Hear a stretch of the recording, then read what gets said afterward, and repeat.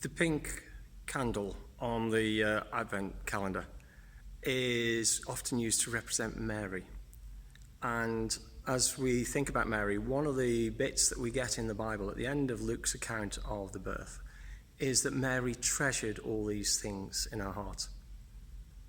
And this tells us two things. One is a little bit from the editor, that this is where they got the sources for the birth narrative.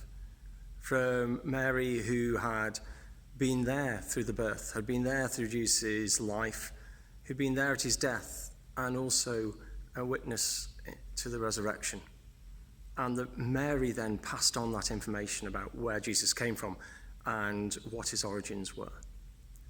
But the other thing it shows us is that Mary, who had experienced a teenage pregnancy, the risk of being rejected by Joseph, the risk of being rejected by everybody else, a long journey of a number of days in late pregnancy, no room for her in the hometown of Joseph until they found an animal stall.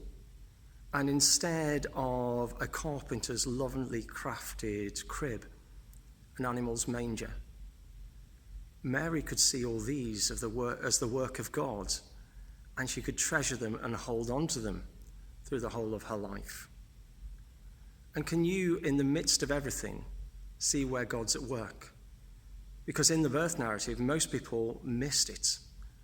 Only Mary, Joseph, the shepherds, and the wise men got what was happening. Can you treasure to where you see God at work? Can you get that God is happening in our dark world? Can you have Jesus born with you today and treasure and hold on to him no matter what happens?